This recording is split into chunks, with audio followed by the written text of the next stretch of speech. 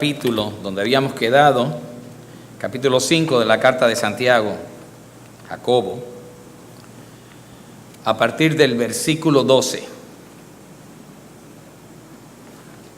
Y vamos a terminar de leer de 12 al 20. Esta prédica esta noche se ha titulado Advertencias y consejos finales. Es bien cortita.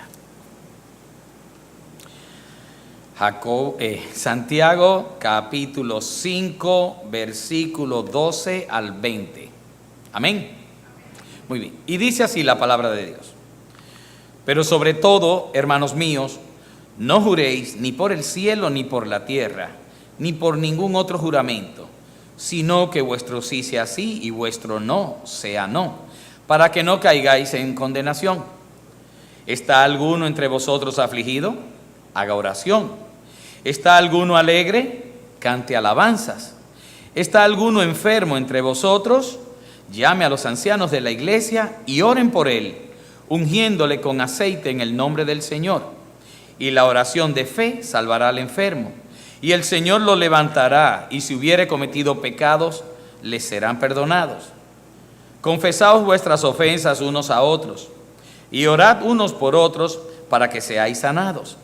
La oración eficaz del justo puede mucho. Elías era un hombre sujeto a pasiones semejante a las nuestras, y oró fervientemente para que no lloviese, y no llovió sobre la tierra por 3 años y 6 meses. Y otra vez oró, y el cielo dio lluvia, y la tierra produjo su fruto. Hermanos, si alguno de entre vosotros se ha extraviado de la verdad, y alguno le hace volver, sepa que el que haga volver al pecador del error de su camino, salvará de muerte un alma y cubrirá multitud de pecados. Amén.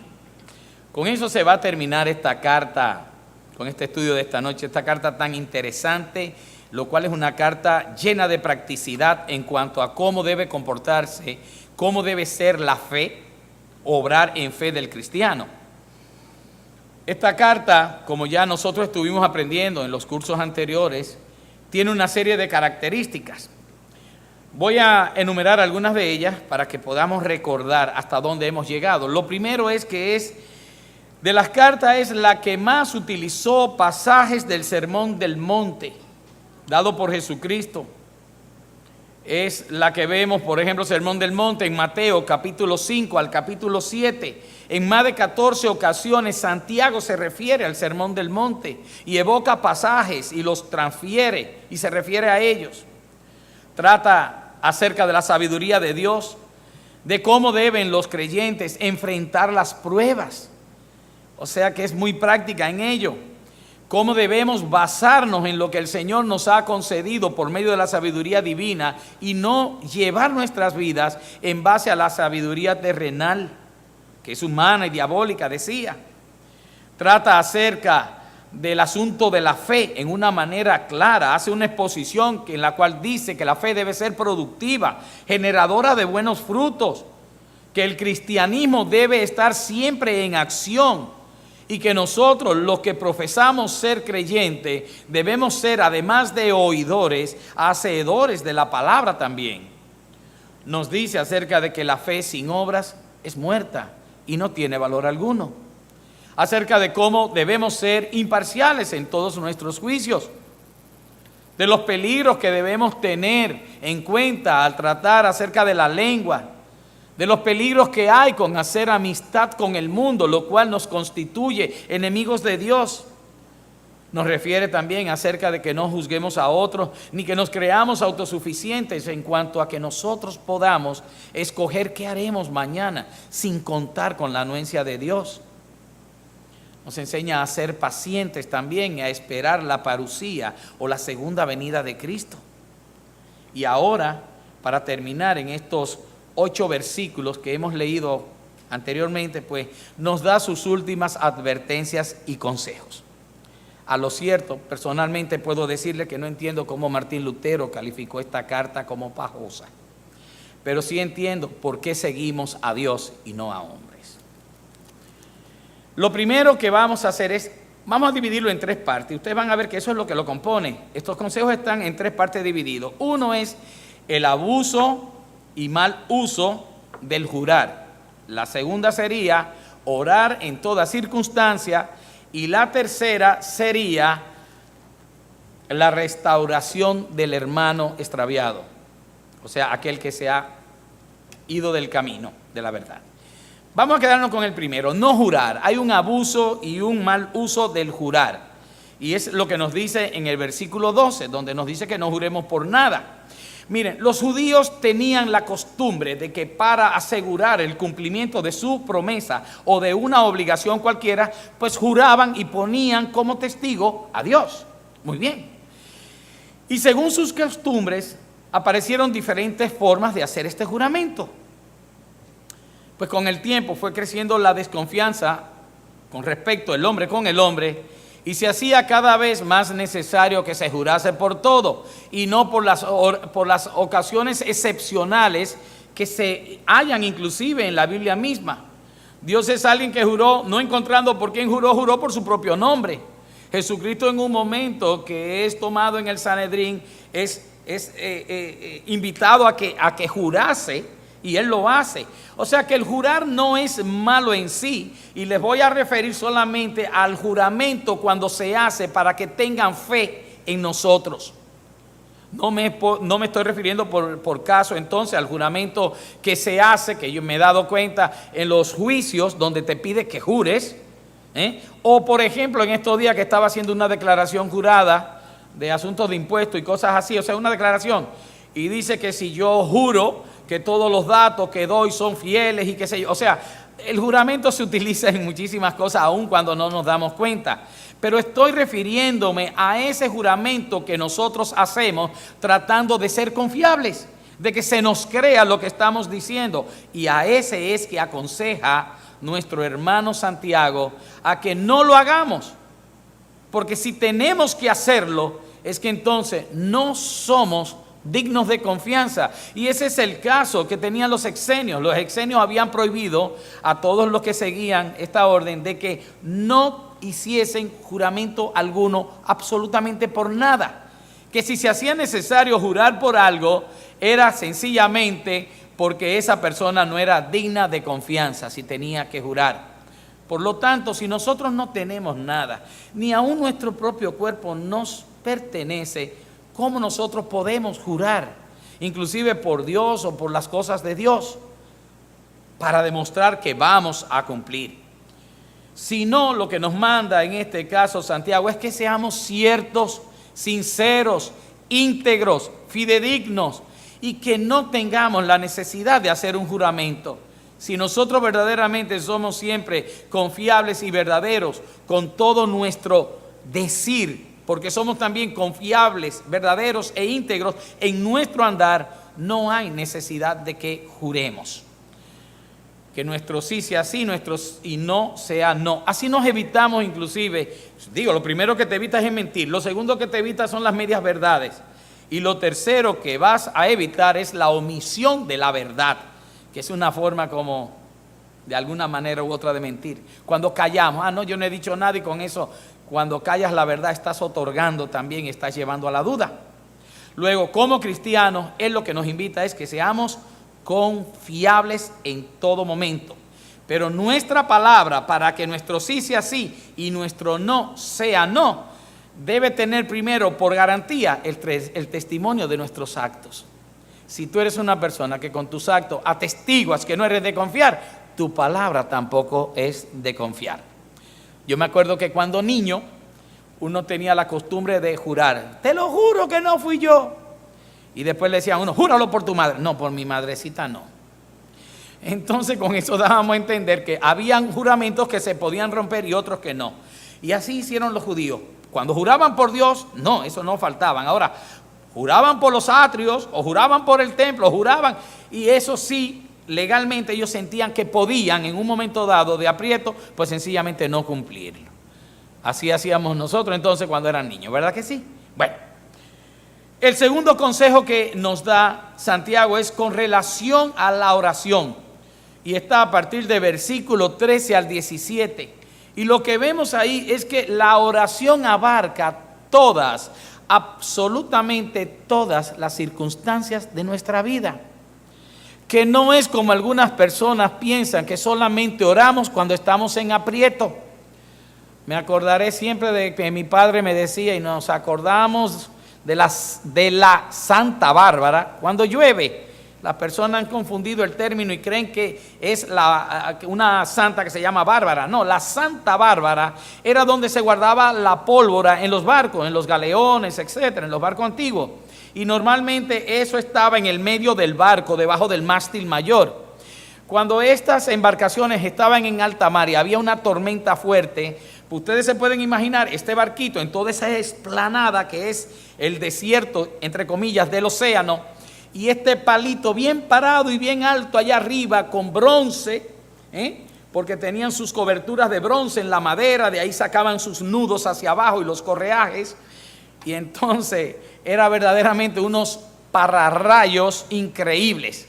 Por lo tanto, cuando estaban en mar abierto y empezaba a llover y a tronar, entonces se acordaban de que la pólvora en la Santa Bárbara. La Santa Bárbara era el lugar donde se guardaba la pólvora. Pero mientras tanto, nunca nadie se acordaba que había pólvora ahí hasta que tronara. Entonces, muchas personas se acuerdan de orar, de procurar el medio tan efectivo que es la oración y tratar de encontrar la eficacia de esa oración, pero lo buscan con desatino, porque lo buscan solamente en el momento en el cual están en necesidad. La palabra nos enseña que el recurso más poderoso con el que cuenta el cristiano es la oración, que no es más que la comunión con Dios. Es la comunión con Dios por medio de lo que nosotros decimos y escuchamos. La oración le agrada a Dios. Dios ordena que oremos en todo momento, en toda circunstancia, en todo lugar. Y esto permite que a los que practiquen la oración, pues sencillamente reciban resultados mucho más grandes y sorprendentes, muchas veces de lo que ellos mismos estaban esperando. Y aún más, y pensaban que fuese a ser posible. El recurrir a la oración como último recurso no es la manera, es todo lo contrario.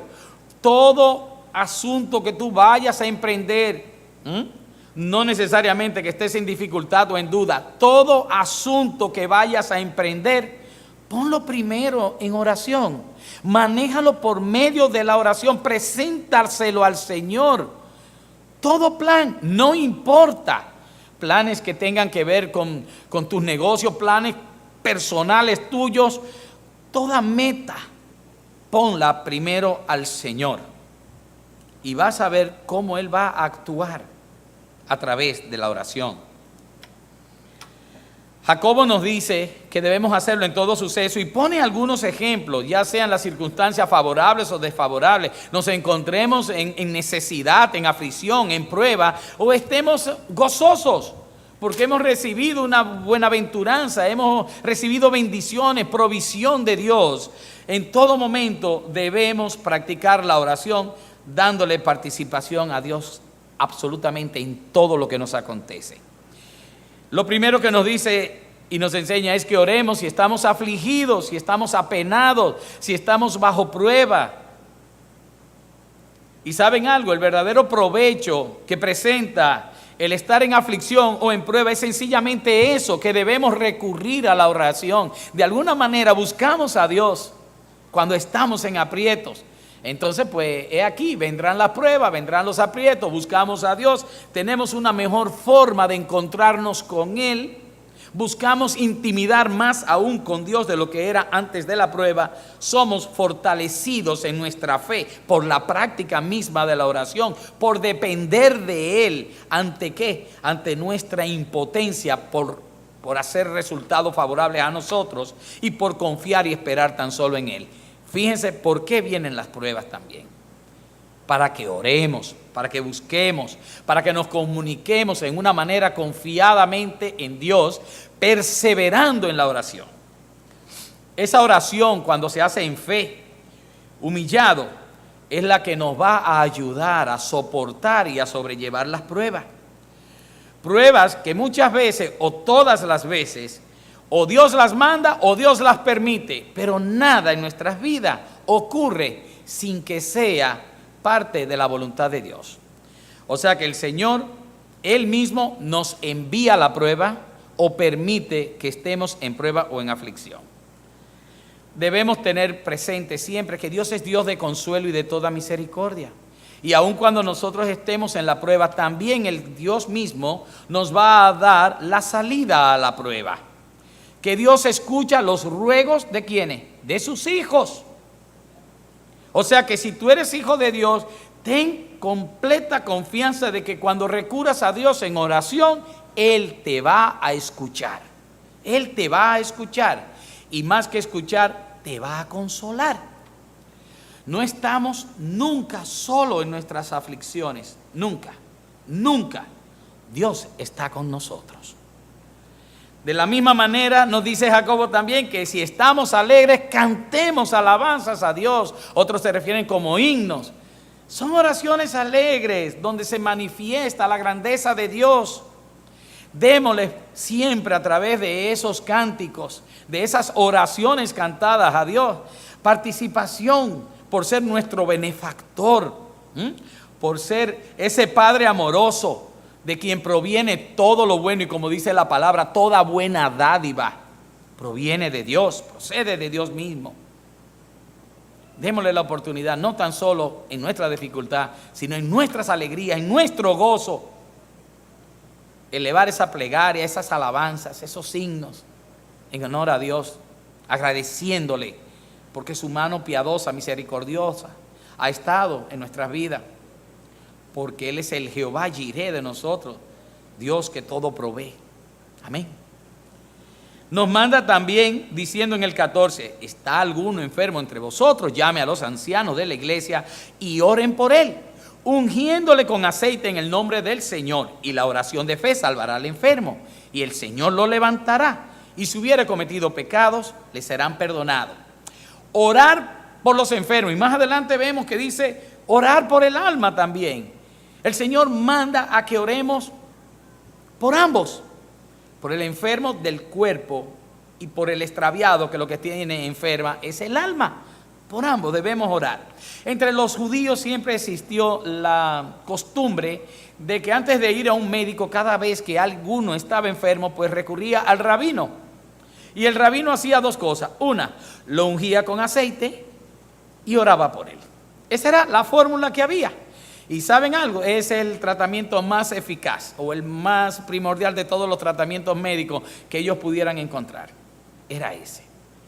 Ungir con aceite y orar. No hay ninguna acción curativa en el aceite así de gran importancia que podamos ver. Sí vimos en el pasaje del buen samaritano que usa aceite y que usa vino inclusive para quitarle los microbios a la herida. Funciona como eso, como un antiséptico, ciertamente, sí. Pero realmente lo que dice aquí que sana al enfermo, dice la oración de fe. Pero no cualquier oración de fe. Vamos a ver.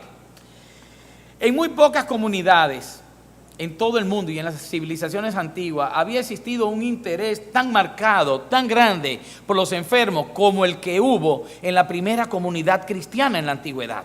Ciertamente no solamente eran las viudas, los necesitados, sino los enfermos, aunque estaban dentro del mismo paquete de los necesitados, se ocupaban de ellos.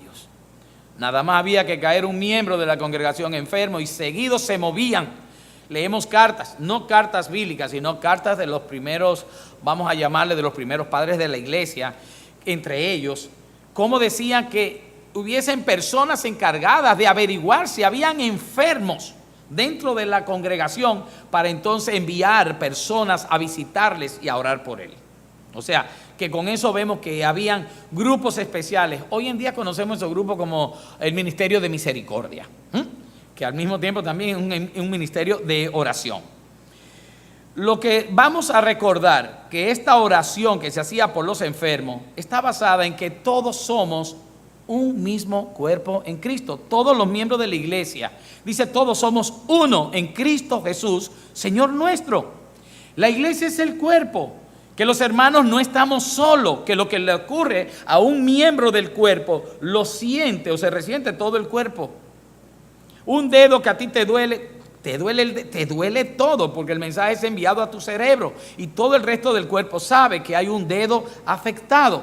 Por lo tanto, los cristianos no estamos solos en la congregación, sino que contamos con el respaldo, el apoyo y el amor de todos los hermanos. Un apoyo que se solidariza a través de la oración y de la atención en cuanto a las necesidades del enfermo. El momento más crítico en la carne que un hombre puede tener realmente es cuando está enfermo. En esto se manifiesta, en medio de la enfermedad. Y Jacobo nos dice que los primeros llamados a incurrir en medio de la enfermedad de alguien, a ir a visitarle, deben ser los ancianos, los presbíteros, o sea, las personas que deben estar a cargo de ello. Que esas personas deben estar siempre listas a responder con oración por cualquier miembro enfermo, pero la iglesia también debe estar presta a orar por las necesidades de todos y cada uno de sus miembros, como más adelante veremos en lo que es llamada la oración de intercesión de los unos por los otros.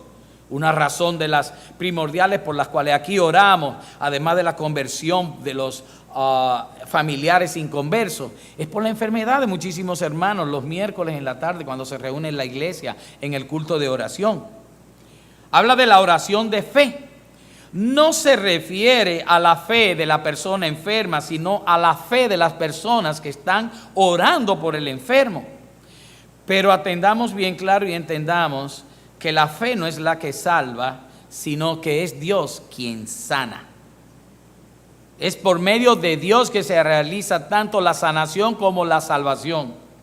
Es Dios quien hace la obra en uno.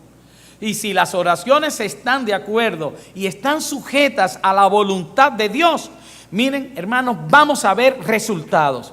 ¿Cuántas veces aquí no viene alguien un domingo, se para y da gracias por oraciones contestadas? Oraciones que fueron por los hermanos aquí hechas, puestas delante del trono de gracia de Dios, del Señor. Y el Señor las contesta. Pero esas oraciones es porque estaban dentro de lo que es el plan y la voluntad de Dios. Es por eso realmente, porque no se le tuerce el brazo a Dios con nada. Dios espera siempre que nosotros le pidamos y que lo hagamos con fe. El mismo Santiago dijo que cuando pidamos con fe, como si ya lo hemos recibido, no dudando nada. Por ello, debemos decir que nuestras oraciones de fe son el primer paso del proceso de sanidad de Dios. Dios primero escucha nuestras oraciones y luego, si está en su parecer, en su voluntad, entonces Dios va a actuar.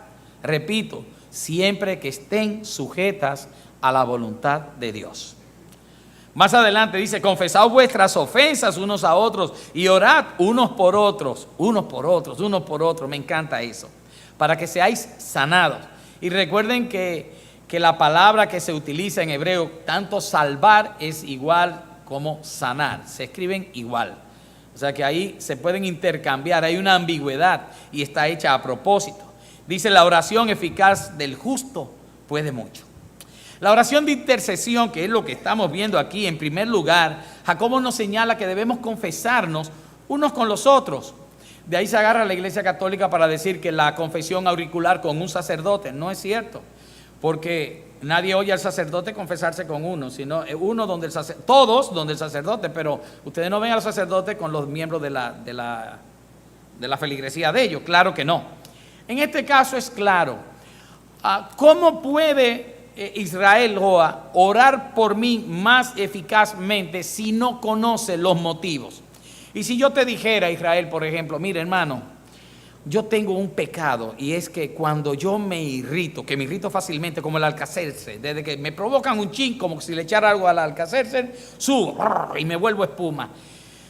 Yo tengo que admitir que eso es un pecado que no agrada al Señor, porque la ira no es del creyente, no podemos airarnos. Hermano, ore por eso. Primero, te he confesado un pecado, y segundo, tú sabes ya por qué razón vas a orar directamente al Señor, pidiéndole al Señor que perdone mi culpa y que se extinga esa acción que yo tengo, que no es del agrado de Dios. Pero más que nada, hay algo, un proceso muy hermoso cuando un hermano y otro, hermano, oren por esto, ora por lo otro, que tengo esto, no solamente los problemas, sino la falta, y es que aprendemos humildad. Eso sí es bonito. Aprendemos humildad unos con otros, es saludable espiritualmente uno humillarse delante de los hermanos.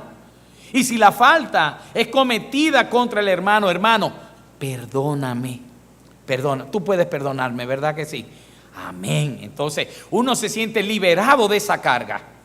El Señor era tan con eso que decía, oye, si vas a llevar tu ofrenda al altar y en el camino te acuerdas que tienes cuentas pendientes con alguien porque le has faltado, estoy parafraseando, claro está, dice, deja tu ofrenda ahí, no la lleves, no la acabes de llevar y vete donde tu hermano, y arregla cuentas con él, pídele perdón, consigue su perdón. Y dice, y luego ven y hazle la ofrenda a Dios. ¿Por qué? Porque Dios no va a ver y ni va a aceptar tu ofrenda si tú no te limpias.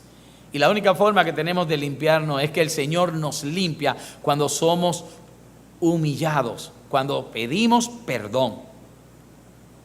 Eso está claro. Dios no va a escuchar nuestra oración.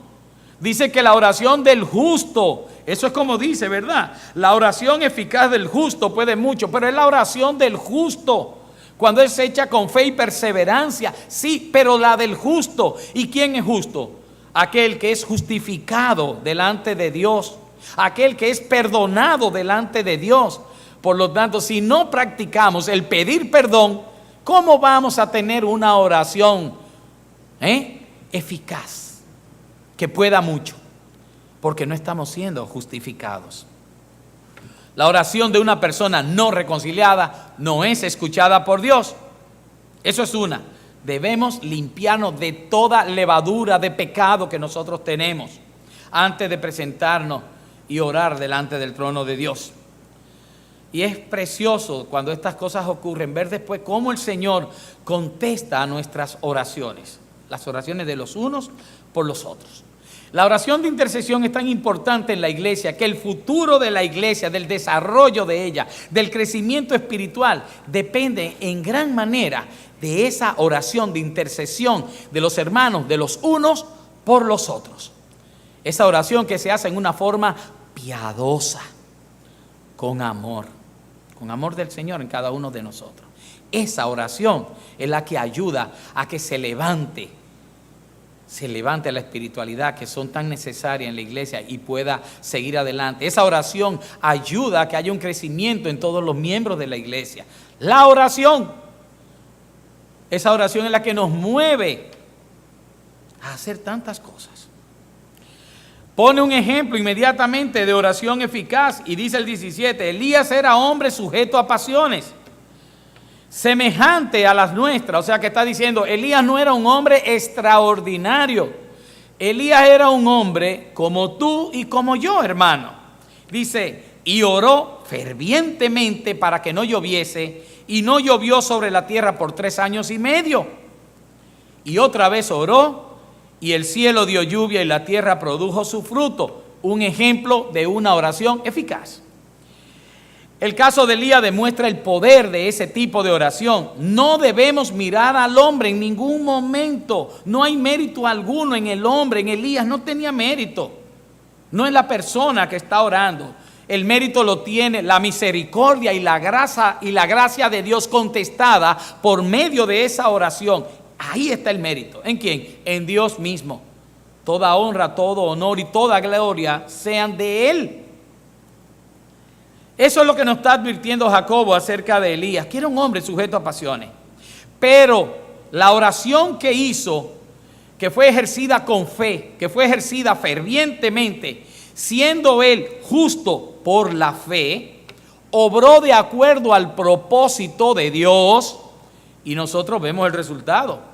3 años y 6 meses y no llovió. Y después volvió a orar y llovió y la tierra se empapó y la tierra volvió a dar frutos.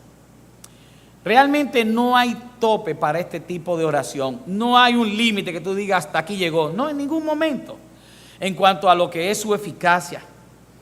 Recuerden que Jesucristo nos dijo una vez que si tuviésemos la fe, una fe como del tamaño de un grano de mostaza, le diríamos a un monte, salte y tírate al mar, y este lo haría. O sea que está hablando en cuanto a ¿qué? A la fe. La oración de fe es eficaz. Vamos a pasar al tercer punto. Ya vimos cuántas cosas de oración nos dice. Nos dice la oración por aflicción de prueba, la oración por felicidad, por alegría, cantando salmos e himnos. Nos dice de la oración por enfermedad y nos habla de la oración por interceder los unos por los otros. Y después nos habla acerca de lo que es esa oración de fe y cómo puede su eficacia transformar todo. Pues ahora el tercer punto y el último es restaurando al hermano. Dice, hermanos, si alguno de entre vosotros, está hablando de hermanos, se ha extraviado de la verdad. Extraviarse de la verdad no es perderse, es descarrilarse, es resbalarse, es perder el rumbo. Y dice, y alguno le hace ¿volver a qué? A la verdad, volver a los principios doctrinales básicos y verdaderos. Y estoy hablando de una persona que puede estar extraviado, pero no es extraviado de la verdad. Puede todavía estar hasta entre nosotros físicamente y sencillamente a lo que se está refiriendo es que esa persona ha tomado una doctrina falsa.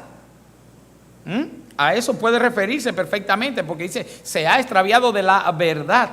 También puede ser una persona que se ha tirado al mundo nuevamente. Por lo tanto, también está extraviado físicamente de la verdad. Aquí no nos dice si es espiritual, física, bueno, porque puede tomar ambas, sin problema alguno. Dice, el que lo haga volver al pecador del error de su camino, claro, está en pecado, ¿por qué? Porque va contrario a Dios, a las enseñanzas de Dios, a lo que agrada a Dios. Por lo tanto, está en pecado, está en separación de Dios. Dice, salvará de muerte un alma. Y vamos a decir, pero es que es muerte espiritual. Estamos hablando muerte. Alma muchas veces lo que refiere es vida, la vida. Pero cuando habla de muerte, aquí se está refiriendo a muerte física. El Señor puede emitir juicio sobre una persona y matarlo. Primera de Corintios, capítulo 11, habla acerca de aquellas personas que no tomaron debidamente lo que era la cena del Señor. Y dice, hay muchos entre ustedes que duermen. O sea, que están muertos. ¿Por causa de qué? De no haber hecho las cosas como Dios ordenaba que debía hacerse, a la manera de Dios y no a la manera vuestra. Entonces, muy bien pudiera también ser aquí el mismo caso. Y dice, y cubrirá multitud de pecados. Muy bien. Restaurando al hermano, dice que el amor de Cristo en cada uno de nosotros es lo que nos motiva. Ese es el motor, no el interés de recompensa ni nada por el estilo, sino el amor que hay en cada uno de nosotros, un amor genuino, de nosotros querer cada día nuestro carácter, irlo moldeando al que es el de Cristo Jesús. Esa es la intención del Padre, moldear al Hijo en cada uno de nosotros. Entonces nos encontramos que ese es el motor que nos mueve a nosotros a procurar atraer a ese hermano, traerlo de vuelta a la verdad. Básicamente es eso. Aquellos que se han extraviado de la fe, el Señor mismo nos manda a ir detrás de ellos. Y miren, se puede lograr. Y dirán, ¿cómo? ¿Aprendimos o qué? No hemos estado leyendo en balde. Lo primero que se hace es oración intercesora.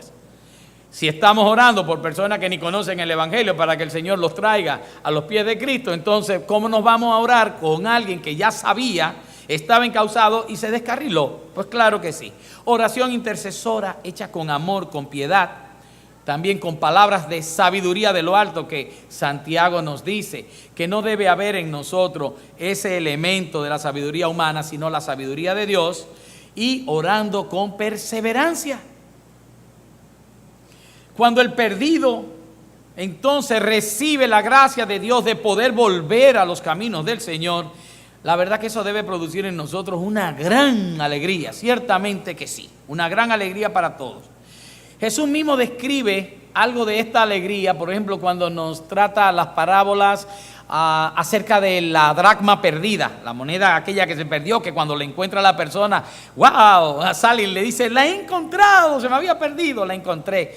Pero también el pastor que pierde la oveja y va y le busca. O sea que puede ser también compatible con esas dos parábolas, pero lo que sí que demuestra la alegría cuando algo perdido es vuelto a encontrar, vuelto a tener. Y así debe ocurrir, que yo creo que debe haber hasta celebración en el cielo cuando una persona que se ha extraviado de lo que es la verdad de Cristo vuelve a tenerla.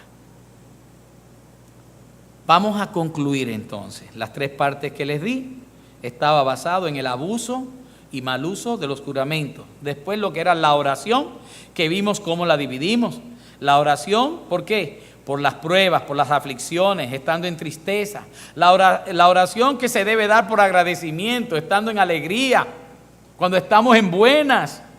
Agradézcanselo al Señor, canten himnos y salmos, alabanzas a Dios.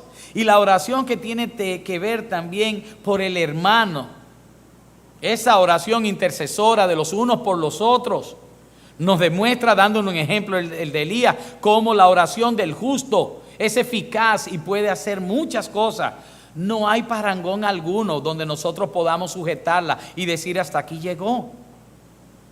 Concluyo diciendo acerca del libro de Santiago, que es un libro evidentemente importantísimo, interesantísimo, para que nosotros le pongamos a nuestra fe manos y pies. Manos para actuar, pies para andar en favor de las cosas que agradan a Dios, no para quedarnos únicamente con el conocimiento de la palabra. La palabra no es para tan solo aprenderla, en realidad es para vivirla.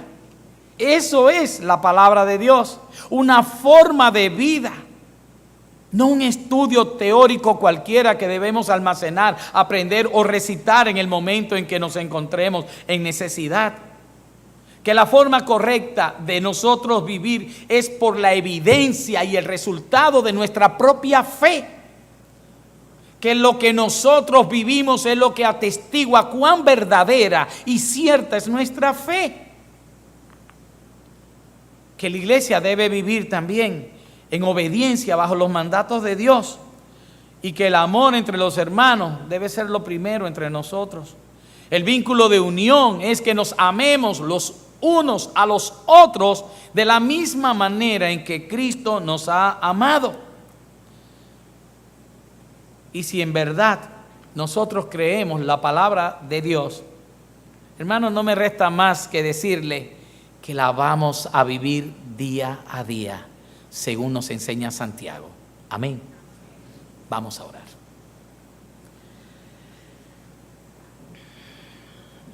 Dios del cielo, Padre amado, yo espero realmente que todos estos estudios que hemos dado, Señor, acerca de Santiago, pues nos hayan instruido, nos hayan enseñado y nos hayan redarguido, si es el caso, en cuanto a la manera en la que aquellos que decimos que vivimos por la fe, pues debemos también obrar por medio de ella.